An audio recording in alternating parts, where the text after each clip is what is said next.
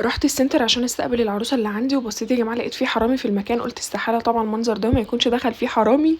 طبعا كنا يا جماعه مأجزين اجازه العيد بقى، كل سنه وانتم طيبين، فكنا يا عيني تعبانين جدا جدا وسايبين المكان كده. قلنا ايه على ما نرجع ان شاء الله كده ونبتدي ان احنا نروق فيه تاني. دخلت كده قلت لها رحاب طلعي كده روحي الامومه اللي جواكي، او روحي الست الشاطره النظيفه اللي جواكي، وظبطي كده المكان على الاقل اللي انت هتشتغلي فيه، على ما البنت ان شاء الله اللي هتيجي مسؤوليه يعني هي عن المكان بتروق بقى وتنظف مكان السنتر كله. بس قلت يعني ايه اروق كده على اساس ان انا هستقبل طبعا عروسه، وكان بقى لنا كام يوم مأجزين.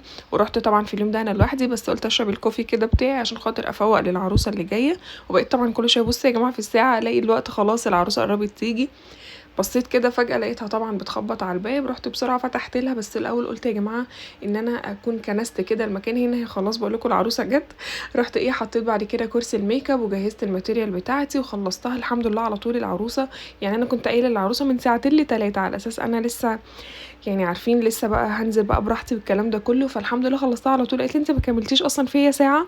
فالحمد لله خلصتها وما شاء الله عليها كانت طالعه زي القمر. انا بس ما صورتهاش قبل لان كانت بشعرها، فقلت مش مشكله خلاص اصورها بعد، مفيش اي مشكله. هي ما شاء الله الله اكبر عليها زي القمر زي السكر. الف مبروك يا حبيبتي، وعقبال كل البنات ان شاء الله تتهنوا يا رب كده وتفرحوا، وربنا يرزقكم ان شاء الله بالزوج الصالح ان شاء الله يا رب. صلوا على النبي بقى كده وباركوا لها يا جماعه في الكومنتات. بعد كده خلصت اهو قفلت السنتر ومشيت. بس بعد كده روحت على البيت. هي عايزه اقول لكم العروسه يا جماعه جارتنا، فكنت عند ماما في البلكونه. العريس بقى جه كده وعمل زفه، فقلت اصورها لكم برده. كان ما شاء الله يعني ربنا يسعدهم يا رب. فبعد كده خلصت وطلعت بقى انا وجوزي كده والعائله الكريمه.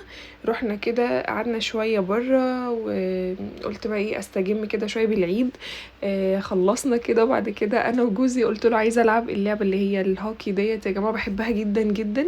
بس طبعا يعني عايزه اقول لكم اللي لسه معدي ده يا جماعه ده اخويا. عايزه اقول لكم طبعا اللي فاز في الاخر في اللعبه مش انا الحمد لله.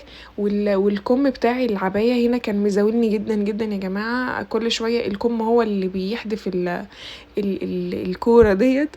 ما كنتش انا يعني الكم هو اللي كان بصراحه وهو اللي مخسرني يا جماعه. لكن انا والله بعرف العبها وبحبها جدا جدا اللعبه دي. جوزي في الاخر طبعا هو اللي كسب.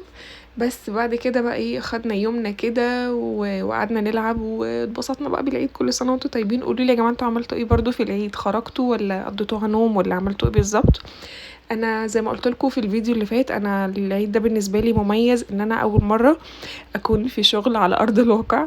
انا كنت مبسوطة جدا جدا ان انا نزلت، كان عندي عروسة وبعد كده خلصت وخرجت والكلام ده كله الحمد لله يعني.